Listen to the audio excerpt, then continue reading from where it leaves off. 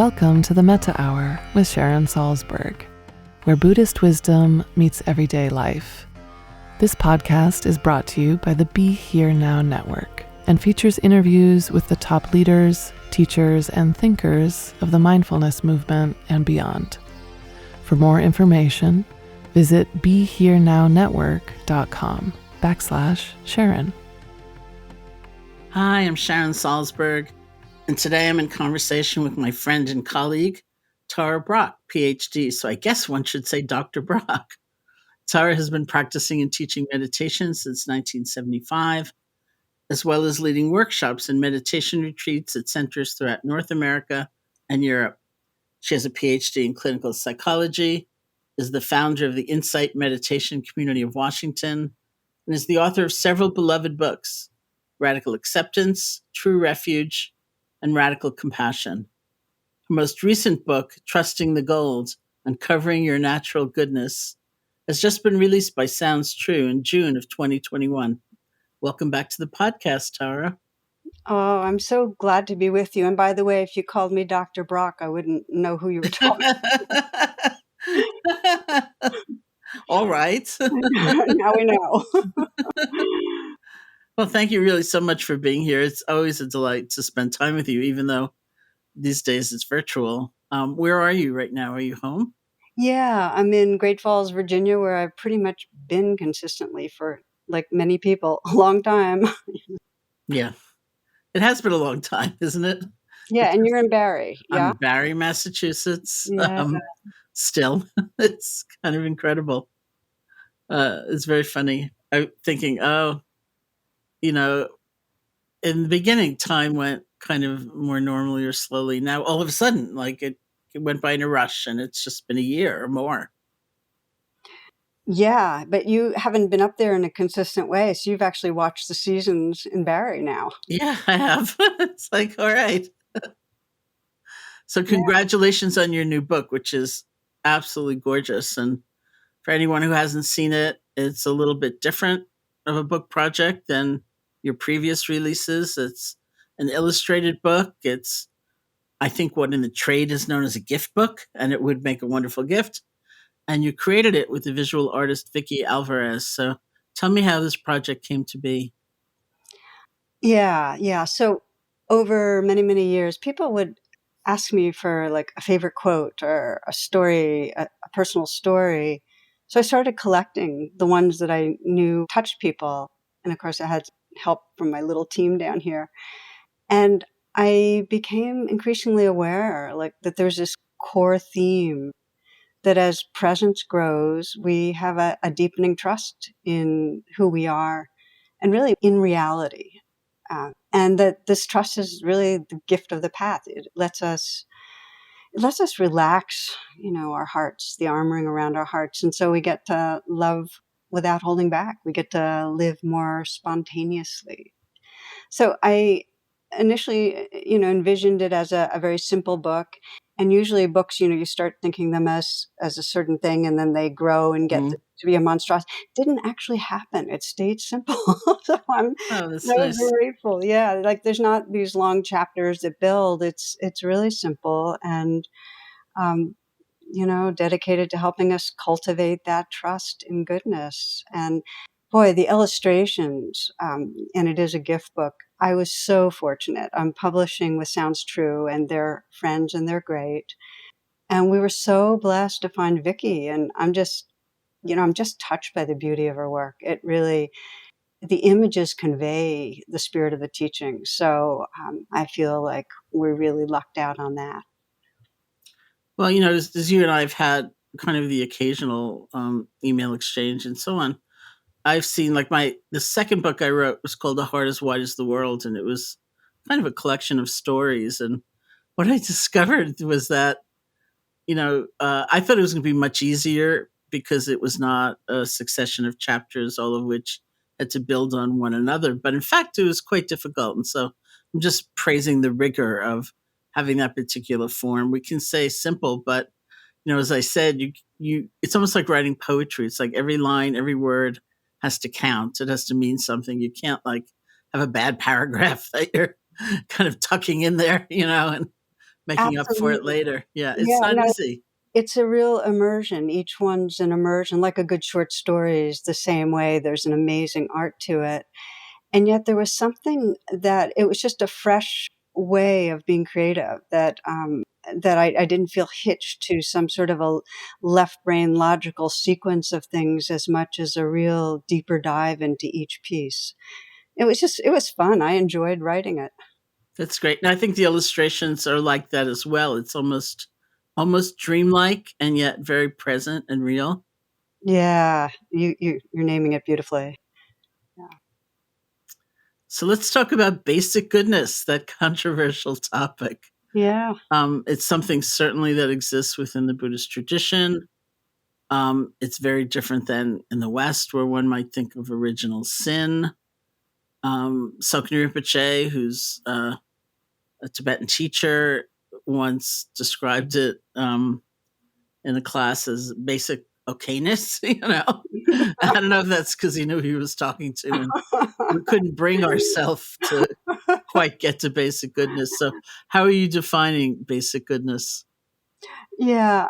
So I think of basic goodness as the awareness, the pure awareness that's really our shared essence and that expresses, it's got many flavors, but the kind of the most pure, direct expression of awareness is love, one of the forms of love, compassion, joy.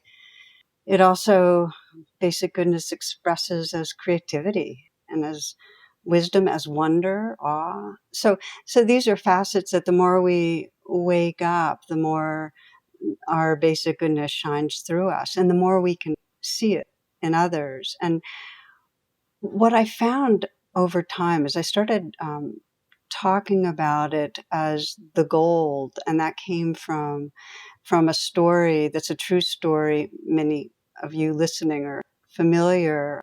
I just love the story though, so I'll say it anyway.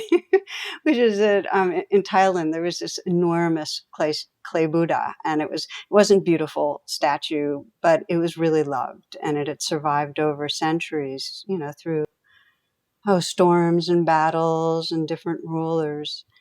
And then there was this long dry season and some cracks appeared. So one monk took a flashlight and shined it into one of the cracks. And what shined back was the gleam, the flash of brilliant gold. And then he checked the other cracks and turned out that under this plaster clay covering, it was pure solid gold, one of the largest gold statues actually in Southeast Asia.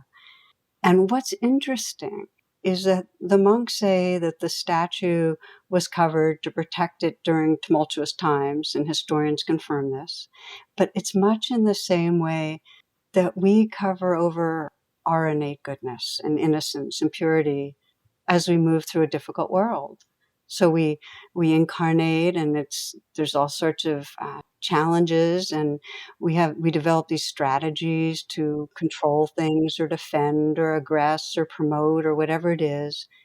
And the suffering is that we get identified with the covering. We get identified with the beliefs and emotions and strategies to protect ourselves, and we forget who's looking through the mask. We forget that basic goodness, that tender, awake heart. So just to share with you that I was talking about this I've talked about this in many, many classes, but I was sharing the Golden Buddha story and how, our essence is that gold and that luminosity. And of course there's coverings. And I brought in Einstein's very well-known kind of comment that the trusting the universe is basically a friendly place. He just talked about the value of trusting intrinsic benevolence. And I remembered my mother was sitting in the class, and she lived out here. So on the car ride home, she challenged me. Now she was my mom was a philosophy major at Barnard, and she liked challenging me, whenever she could, really. But she basically said, what makes goodness more basic than badness, than flaws, than sin? She asked that question. And, I in a sense, I said, it's really a direct experience. It's like when you're resting in that goodness, this is home. But I also explained it kind of like the metaphor of like the sun. Basic goodness is always here, and it does get clouded over by our fears and our protective coverings in really painful ways. But the sun is still there. It's not affected by the coverings. And what's interesting is that, well, she'd never admit this, but especially as she aged and went towards her death, she just emanated trust and basic goodness. It's like Mhm. always gave people the benefit of the doubt. And, she saw goodness everywhere. So I think she wouldn't call herself a believer, but I think she knew it. Well, that's really beautiful because one can well imagine life going the other way. That's right. That's right. If she had been really fearful or felt very isolated, she could have easily believed the coverings, believed in separateness, and actually suffered a lot. Yeah, Yeah, true. yeah. And for so many, this idea that we're inherently valuable, it's pretty startling. So many of us were raised under the premise that we have to earn affection, we have to earn love, and that if we act in a certain way, we look a certain way, or we achieve certain things, then we're considered valuable and lovable. So this notion that we are fundamentally valuable and good as is a big departure from that. And do you remember when you first encountered this concept and how it affected you at the time? You know, first of all, I'm right there with you that Hmm. it's one thing to hear these teachings about our true nature, awake, loving, pure, and then to live with all the internalized messages that we live Hmm. with, that something's wrong, we should be doing it better, different. So I have shared a lot, and it's just, I think for many of us, it's the same, just how much suffering, especially my late teens, my early 20s, what I call the trance of unworthiness, that I was just falling short on all fronts, and how my body looked and my appearance and academically and relationships. And so I think part of what called me to the spiritual path was a longing to feel and trust goodness, that I'm okay, really okay. And I spent a decade in an ashram, a spiritual community. And it was interesting because the message was, your essence is divine. It's light, it's love, it's spirit. But there was also a message, you have to perfect yourself to have it shine. You Hmm. purify yourself. So it's like I became this type A yogi, it's disciplined, striving to be more perfect. But still, there was that underlying belief, just as you were saying, that I had to do something to be okay. Hmm. I had to prove myself that I was okay. And, of course, I did encounter some wise teachers, and I'd say to them as I was off to do that, well, what else should I do to improve, Hmm. And they would mostly, the wise ones would say, just relax. Hmm. And then, of course, that would become my next project, Right, right. So there was always this undercurrent. And it really wasn't until I encountered Buddha Dharma, Buddhist practice, and it wasn't so much the concept, Sharon, that got me. It was the practice of becoming mindful of stories and thoughts. Hmm. So I would be watching all the stories of I'm falling short, I should be different, I need to be perfect. And realizing, because when we're mindful, we're inhabiting a larger space than the thoughts, I just don't have to believe my thoughts. Hmm. But that alone wouldn't have done it. It wouldn't be just, I don't have to believe my thoughts. I also had a sense the pain of those thoughts, like how much pain in my heart and body came when I was believing that something was wrong with me. And so it was the self-compassion that really tenderized me and opened me. And that's how over time, over and over again, seeing some one description is like climbing the ladder of perfection, and instead deciding to turn and embrace this messy world and all parts of myself. It wasn't until many rounds of befriending myself that the sense of awareness and compassion became more the truth of who I was, more the sense of home than any story. But it was more through the practice than some teaching that I have true nature and basic goodness. I'm having this funny memory right now listening to you, which is based on the idea that, even if a teacher is kind of stern in a way, if this is the message they are trying to impart, sometimes it goes in, and what I'm thinking of was the time that the Dalai Lama came here to the Mm. Insight Meditation Society for a visit. It was 1979, and I think it might have been his first visit to North America, and we'd heard he was coming to Amherst, Massachusetts to visit Bob Thurman, who was a professor there at the time, and we're only about 40 minutes away, so we were very young and naive, and we wrote a letter to the private office and said, maybe he'd like to visit us too, and lo and behold, we got a letter back saying, yes, he'll come. So that was a mad scramble. And anyway, we had a retreat that was ongoing the day he came. And, he arrived, we gave him a tour. He went bowling in our one lane bowling alley because we bought the place. It was a Catholic novitiate, had things, still has things like one lane bowling alley. We had lunch, and then he went into the meditation hall to give a talk. And, so this retreat had been going on for about 2 weeks, and there were all these assembled people suddenly having a talk from the Dalai Lama. And then he asked for questions. And one young man raised his hand and basically said, I can't do this. I don't have the capacity to grow, to get wiser, to get more loving. It's like, it's just not in me. I'm incapable of really doing this path. And the Dalai Lama got this look on his face, which he gets sometimes when the question is like so confusing to him, Mm-hmm. It's like, what are you talking about? Like culturally or in some way it's not getting through. And he just looked at him and he said, well, you're wrong. You're just wrong. Mm. And people complained to me. Some people complained to me later saying, as a matter of pedagogy, you should never say someone they're wrong. And I thought, did it work for him? So I asked him, and it worked tremendously for him. That became kind of a mantra when he felt that sort of rigid discouragement and I'm Mm. not capable and it's not in me and works for other people could never, ever work for me. He'd say, you're just wrong.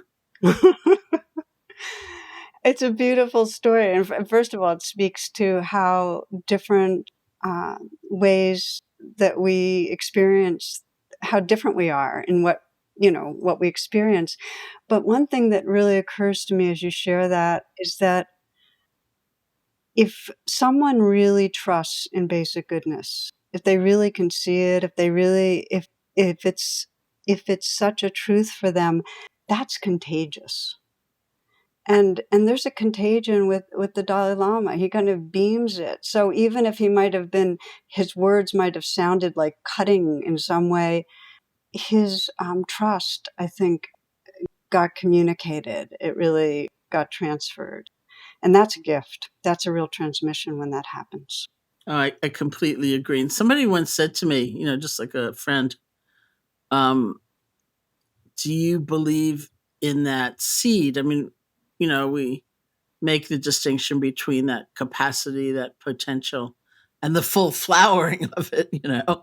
But as a seed, as a potential, it's said to exist in everybody. And doesn't matter what you've gone through, doesn't matter what your history is or what you may yet go through. It may be covered over, it may be hard to find, it may be hard to trust, but it absolutely cannot be destroyed. And so this person asked me, do you believe that? Do you really believe that? And I said, I do believe that. And he said, well, when you talk to people, is that the part of them you're talking to? Mm. And I thought, oh, that is a very good question. That's beautiful. I mean, one teacher, I don't remember who, had a teaching to never give up on anybody. And it has a similar feeling that no matter what you're conveying or communicating, to hold that sense of the potential for that being to wake up, that they have that potential. We all do. It's an amazing gift. And when we see it in each other, if you and I are here talking and I can feel and sense, your good-heartedness and in some way let you know, or you can sense mine, it actually brings it forward. So Mm-hmm. that's the mirroring the goodness is so powerful. And what do you do with the, commentary that it's like being conflict avoidant, or aren't you in a dream world, Like, look at cruelty, look at the world, look at whatever. Do you have well, first of all, do you hear that commentary coming toward you, and do you have a response to that?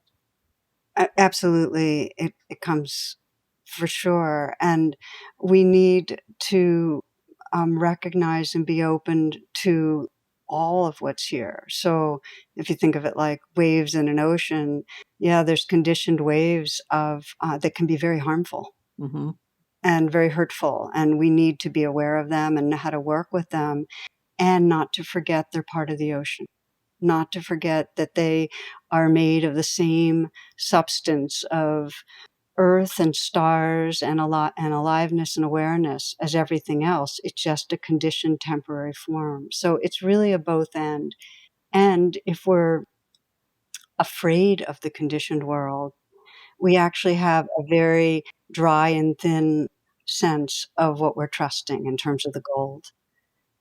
So it's like an avoidance that doesn't actually allow us to fully taste and sense the gold. So we really need to include it all. I think there's something about equanimity in what you just said, being able to incorporate everything.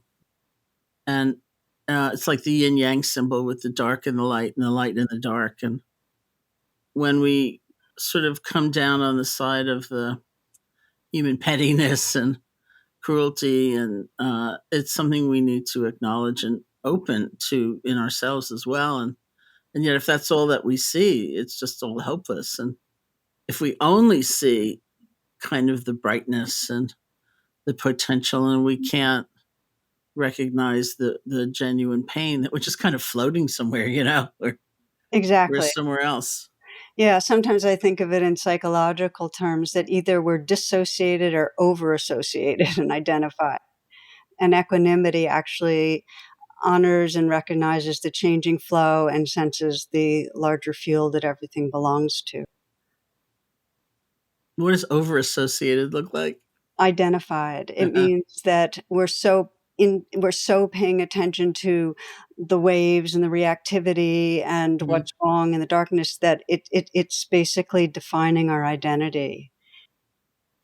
Either way, we're not living in wholeness, either by pushing away the challenging stuff or by just opening to the oneness. Either way, we're not really living in, the form and formless flow. Hmm. And this is such an unusual time to be releasing a book with an ongoing pandemic. And um, I don't know, are the things that you're doing all virtual? Are you doing any in person appearances? I'm completely virtual. Uh-huh. I haven't been out barely. Yeah, me too. It's like all I can say is I'm very weird. That's what I tell people. I said I'm really weird. I know, it's like, how do you get your arms around your own personality when Yeah. it's been holed up for a while? It's very strange. So, um, I'm wondering if in these circumstances, aside from my personal weirdness, which I share with a lot of people, I believe, just given conditions, if that concept of basic goodness is maybe even more relevant. Do you find that? I do, which is part of what really motivated me to move forward on this gift book because, the pandemic, it isolates, and the more separate we feel, we can forget our belonging, and Hmm. then we do fixate on personal badness. Sometimes it's just eccentric weirdness, but often it turns really negative and limiting. And so I've had so many people share. I do a weekly satsang, a gathering with inquiry and sharing and so on, sharing how much they've turned on themselves, like not liking themselves for Hmm. being Hmm. anxious or obsessive or impatient or angry with those that they're around, eating too much, not doing meaningful, whatever it is. So it's a trance of unworthiness, and it got really sticky, I think. during the pandemic. And so more than ever, I feel like we need reminders and practices that help us to reconnect with really who we are, help us hold ourselves with compassion and not believe the messages of the inner critic, keep befriending ourselves. This is where the RAIN meditation, which is, mindfulness and self-compassion, I know you know it, but recognize, allow, investigate, nurture. People have said it saved my life because it just gave them, when they got caught in the stickiness of the pandemic trance, they just pause and just unpack it some to kind of reconnect with a sense of space and care.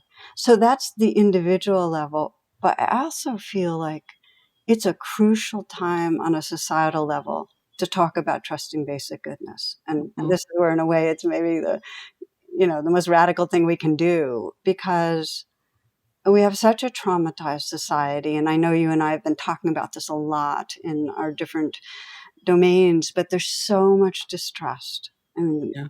people living in utterly siloed realities and considering the other as the deluded one, as evil, as bad, as harmful.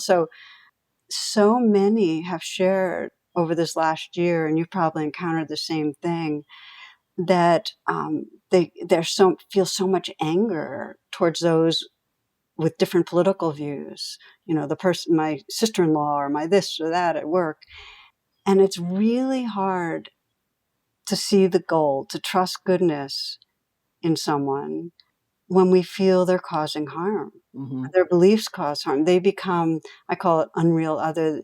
They become the bad other because all we can see is the way their coverings are playing out. The arrogance or the self-deception or the lack of care. It's all we can see. And it's so hard to remember that when someone's causing harm or when they have harmful thoughts, it comes from unprocessed fear. It comes from forgetting belonging, really, from a place of separateness.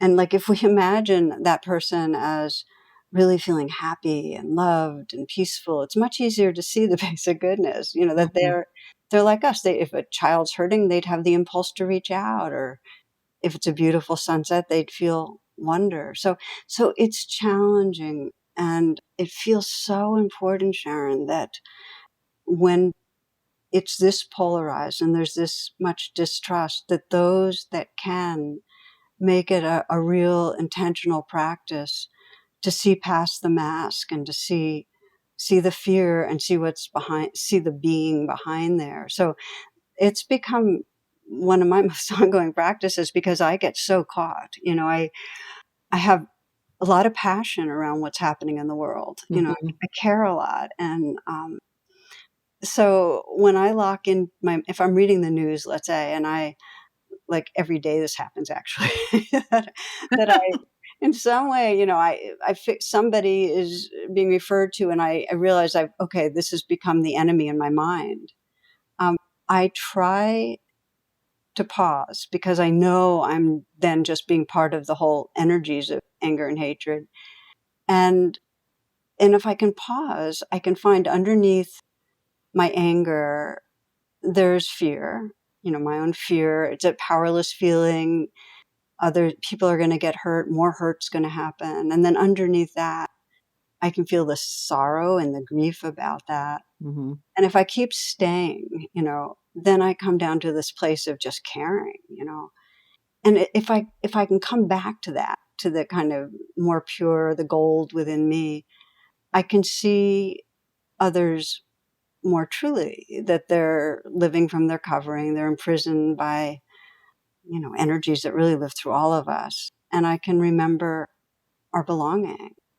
So it does feel like a training, and it has to be kind of a purposeful one, because I think it's very hard to be in our current world and not have the intensity of what's happening drive us into camps and have that identity really prevent us from doing the thing we have to do, which is we have to remember we belong together. We have to find a way to collaborate and work together to bring some healing.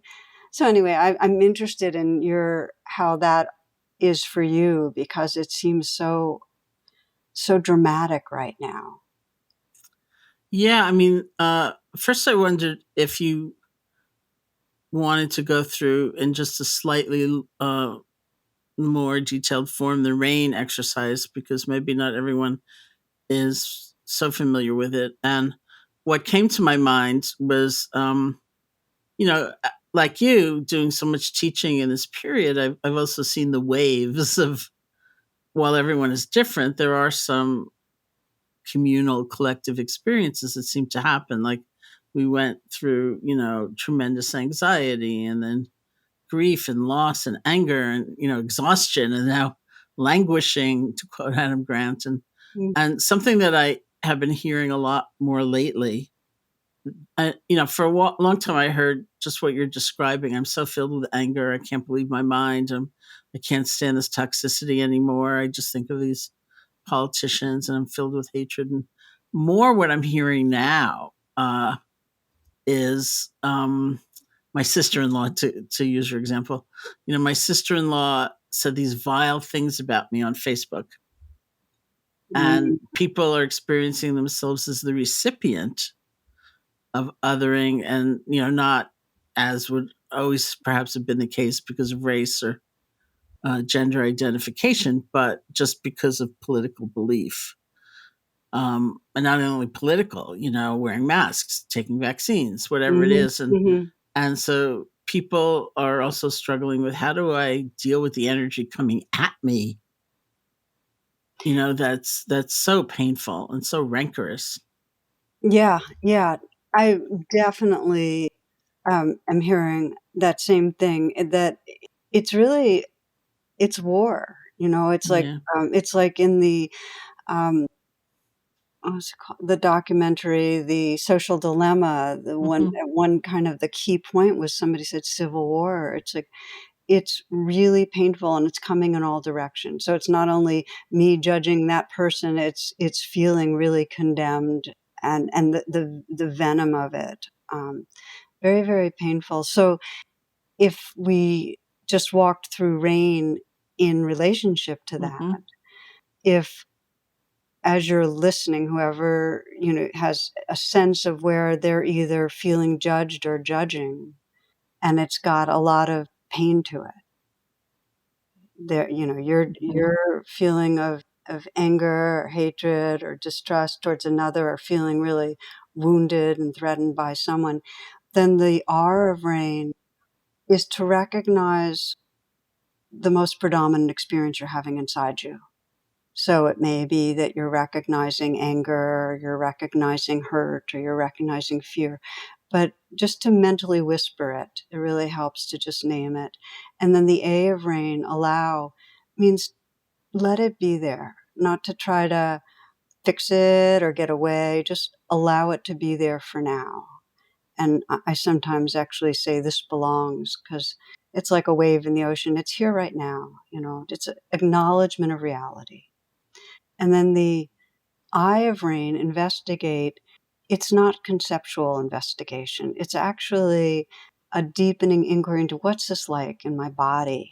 How is this experience? So if, let's say, it's anger, as I described, coming up, or a feeling of wounded by another person, hurt, then the eye of rain is to sense, okay, what's this like in my body right now? Where am I feeling it? Is my throat, my chest, my belly? And I often encourage people during investigating just to put their hand, maybe on their heart, because it actually helps to stabilize the attention as we're investigating, and brings in the beginning of nurturing, which is the N of rain. And it accompanies, we feel a sense of being accompanied. So then just to investigate what it's like. And part of investigating is to sense perhaps what this vulnerable part needs. How does it want me to be with it? What does it most need right now? So that's investigate. And then nurture is where we actively uh, bring compassion to the place that's struggling, to the hurt place or the fearful place. And it could be compassion from our own, more awake heart, or it could be imagining and sensing compassion coming from another source. It doesn't matter. It's just nurturing, letting in, nurturing. And then the way the practice ends, the way I teach it, is what I call after the rain, which really means that we stop any doing. And there's just a noticing of the quality of presence that's emerged, and a sense of the shift from maybe at the beginning when we were identified with a hurt self or a fearful self, to really sensing this more of a space of awakeness or kindness or tenderness. Because it's during after the rain that we really come home to who we are. We're not doing anything, we're just resting in that presence. So that's a slowed down version. I hope it wasn't too slowed down. No, it was great. I was just feeling into like all these people saying, "What? How do you do it?" Like I want to know how to do it. So that was great. Yeah, it helps a lot. And rain's one of those things that, when we get triggered, that's when we can least remember how to find our way back to mindfulness and kindfulness. It's when we're most, hijacked by our limbic system. So it helps ahead of time to have like a sequence of steps, and they're not inviolable. Everything is organic and we have to shift things around, but they can kind of guide us back home. So it does help like that. And you can do it in 30 seconds, or you can do it in 30 minutes, depending on how deep you want to go. Fabulous. Thank you. So I was also impressed with the fact that you read the news every day, which I do not. So part of the way I deal with situations, in our current climate is I have different boundaries than I used to have. Because I feel very connected as you do and passionate about things happening in the world, and I care a lot.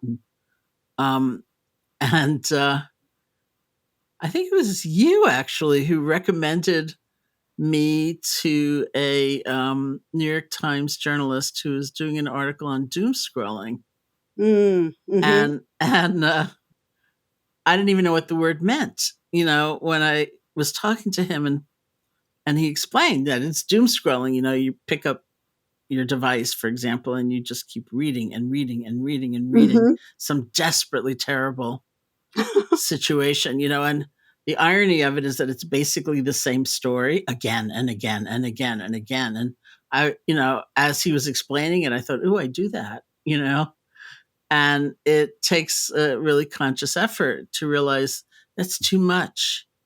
And what I've realized in my practice is that just as it says in the teachings, one of the kernels of anger or rage is a sense of helplessness.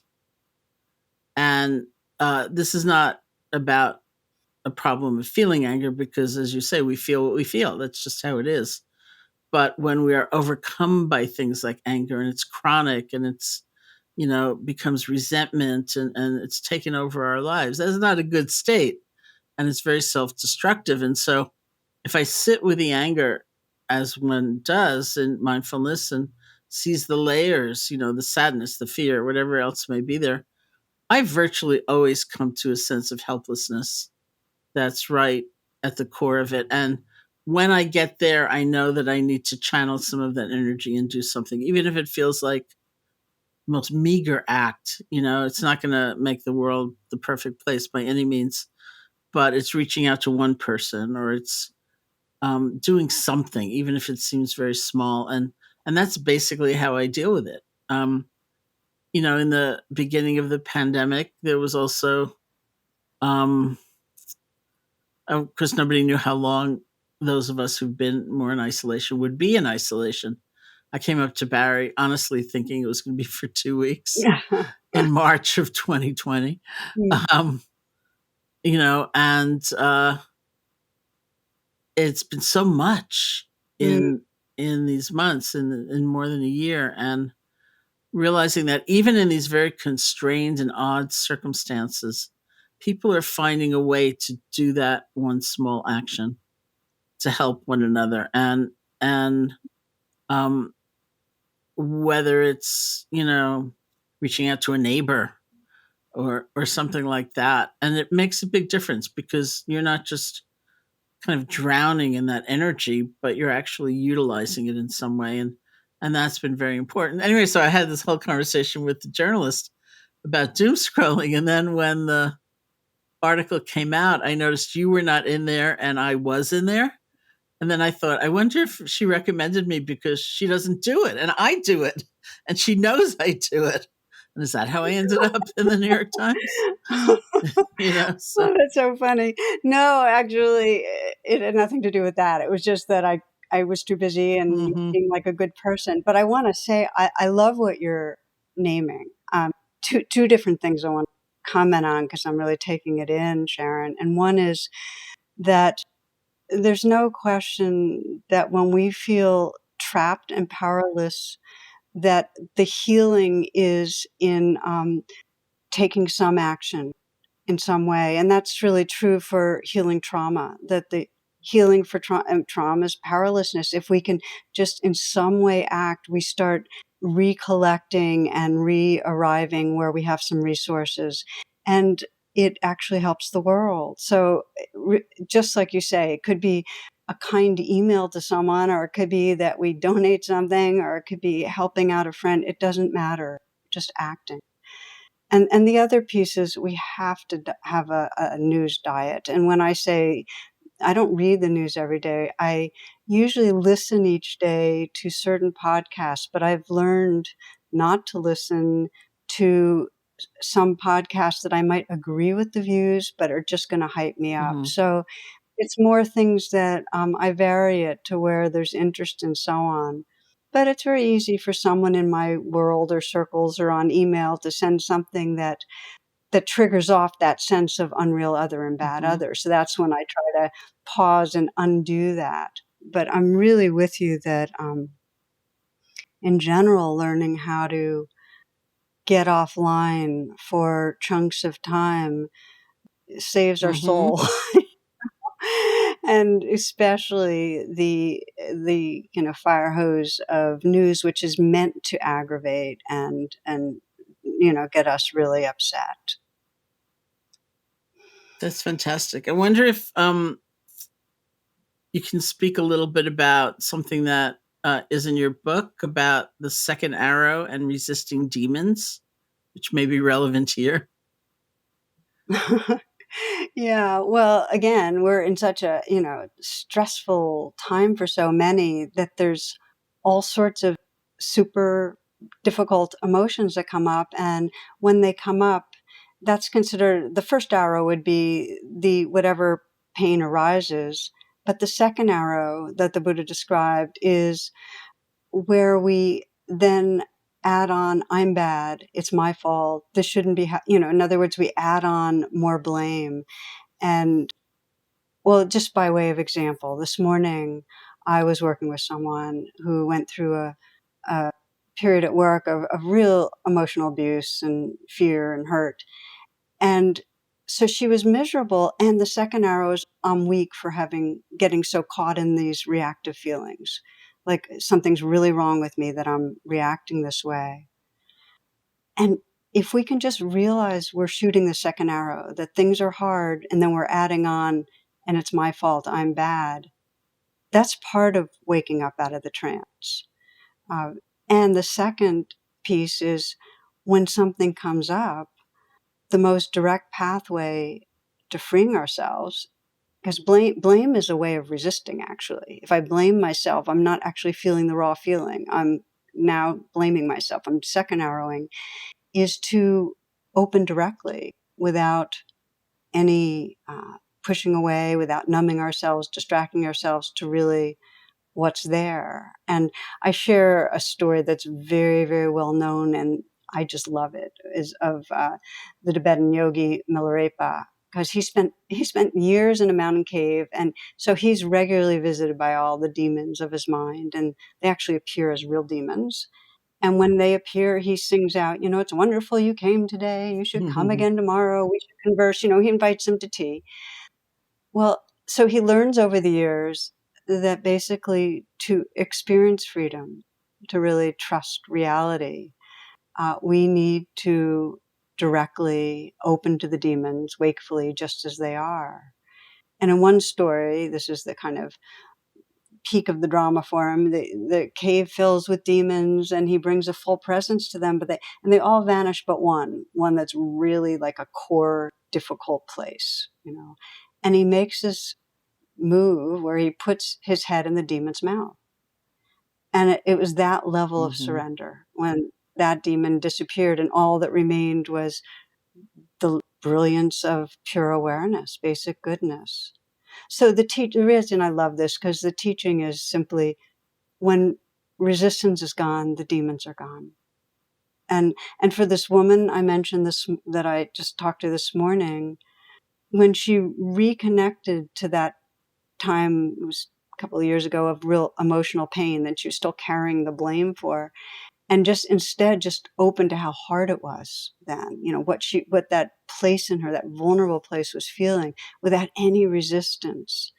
There was this natural self-compassion that arose, because when we open to suffering without saying, oh, others have it worse or I deserved it, but just feel, ouch, this hurts, then compassion arises. And then we sense, as we open to that compassion, that that's what we are, that this is home.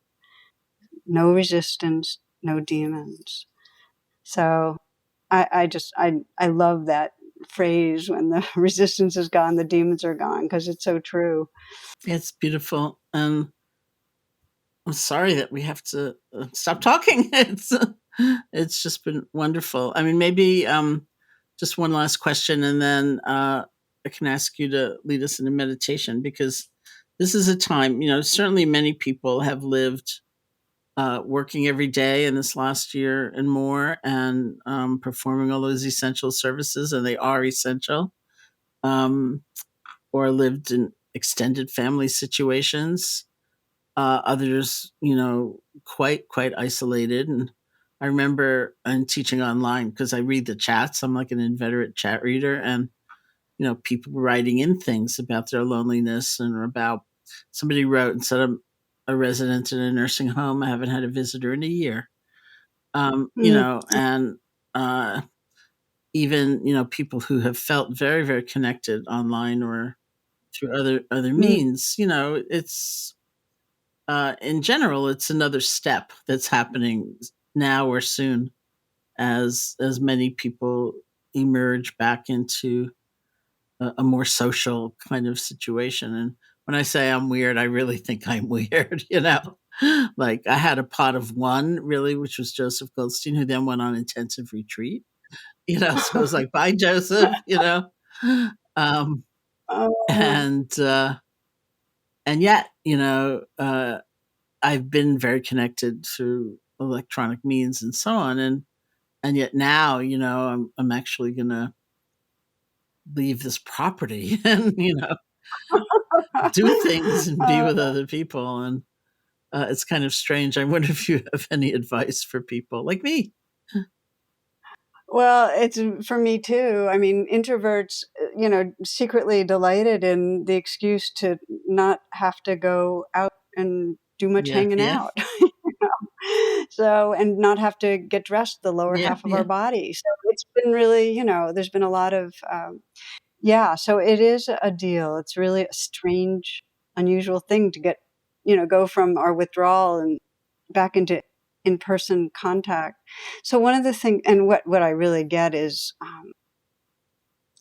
it's like everything gets magnified. It can be really a self-conscious thing that, it's like I think you mentioned this, coming out of Yeah. a retreat. It's like the personality all of a sudden springs forth again, and we get to see how we act around others and the habitual ways we stand or hug or move or whatever it is. It's all magnified, and insecurity is magnified. So one of the things I've been really reflecting on, Sharon, is, I mean, the good news is, because we haven't been in our old habit patterns, it's actually a chance to see fresh, what's happening, how we relate, and be really curious. I mean, it really helps to be curious, and you have a really curious mind. So, just to bring that in, it's like, okay, so how does this personality do itself, and what serves, and what creates distance and what creates connection? I mean, that's always like a really powerful question.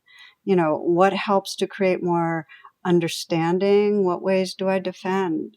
And then the other piece is, to be the kindness that we're all in the same boat. I mean, introverts, extroverts, it's like we're all insecure. Everybody, everybody wants to connect on some level. Everybody has a fear of being hurt on another level. So somehow or other, just keep saying, just like me, this person's feeling, Mm-hmm. even though they have their own Mm-hmm. version. And I guess the thing that most hits me, maybe this is the right part of an ending of this conversation, is that this pandemic, it's not like it's Mm-hmm. over. This is like shaking the ground of our sense of how our lives are going to be. Really, we don't know how much contact and how free and flowing and so on. So it really brings impermanence right to the fore of, who knows how much we'll get to see this Mm-hmm. person, or how often, or, there are some people we haven't seen for so long, we never thought that was going to happen.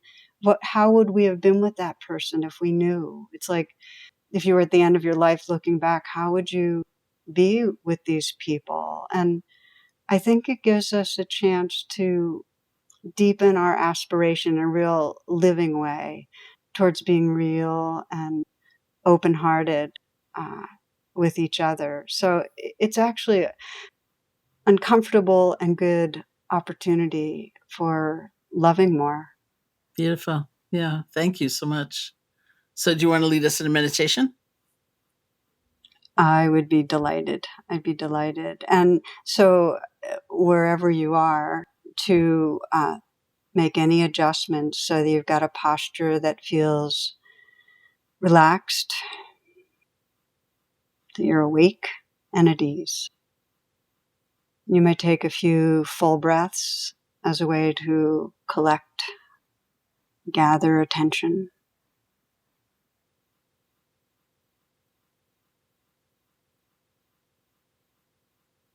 In a way, this meditation's in the spirit of the word namaste, where we just explore what it really means to honor the intrinsic goodness in each of us.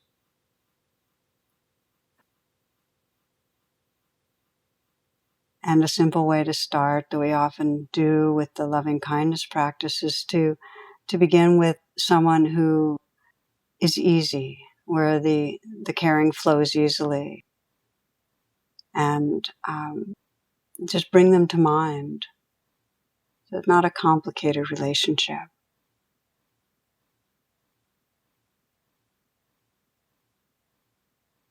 And when you bring this being to mind, let it be close in so you can actually imagine and sense how they look when they're happy, a very kind of a pure happiness, when they're entertained, humored by something, how they're like, what they look like when they're looking at you with love and care.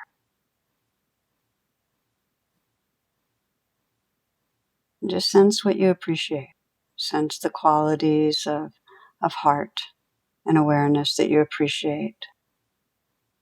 What lights you up about this person.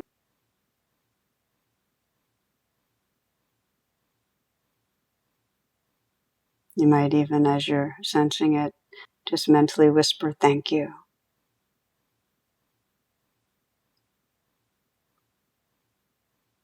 And you might imagine in some way letting them know what you love. Just imagine being with that person and in some way letting them know their goodness.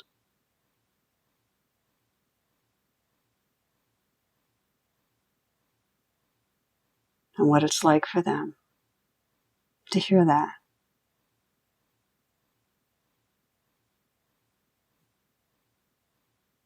And the quality of connection that wakes up in that mirroring and that sharing.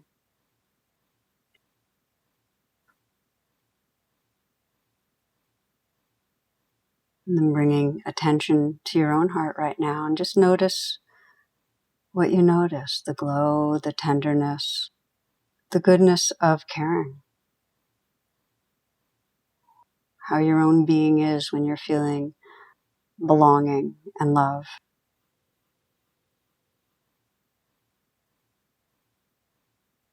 In some way, it might be that you put your hand on your heart, just send a message of appreciation inwardly for your own goodness, as if you could in some way bow namaste to the spirit that's living in you. And if that's at all difficult, just to look through the eyes of a loved one to see that goodness.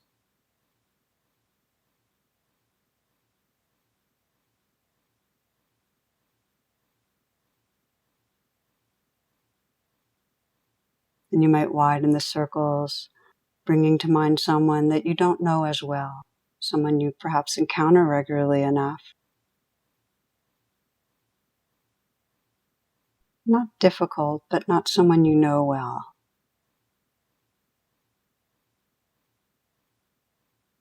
And bring them close in. And again, imagine, as you did before, how they look if they're happy in a very pure way. Entertained, humored. When they feel that they're loved. You might imagine what's meaningful to them, like what matters to this person.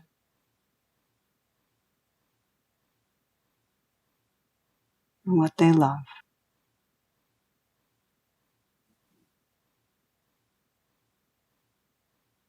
And sensing how, like you, they want to love and be loved, that matters, and they want to be all they can be. I invite you to keep widening a bit and bring to mind a non-human animal. Could be your own dog or cat, or just an animal you know that you appreciate.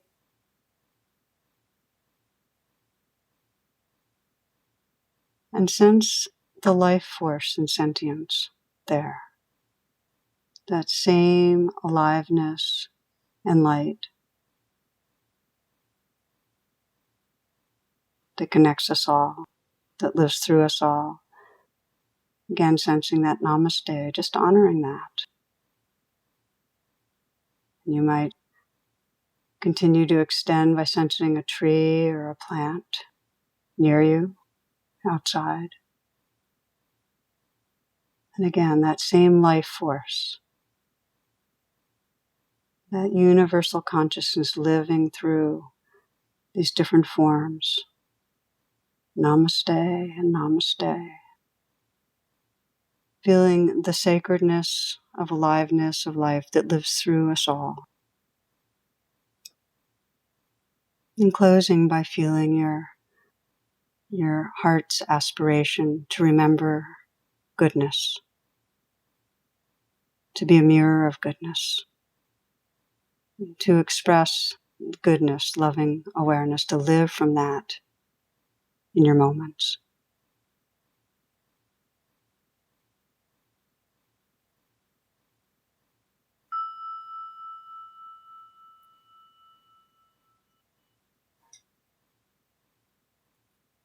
Well, thank you so much, Tara, for that beautiful meditation and for all of your work. And thank you so much for joining me today.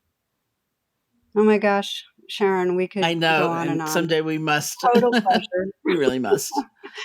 We will do it again. And Yeah. to learn more about Tara's work and ongoing teaching schedule, you can visit her website at www.tarabrach, that's TARABRACH.com.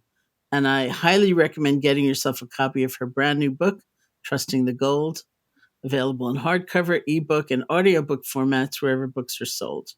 Big thank you to all who are listening. This has been the Metta Hour Podcast from the Be Here Now Network. May you be safe. May you be happy. May you be healthy. And may you live with ease. Hey folks, thanks for listening. To learn more about Sharon and her ongoing teaching schedule, as well as online courses and a free guided meditation, check out her website at sharonsalzberg.com.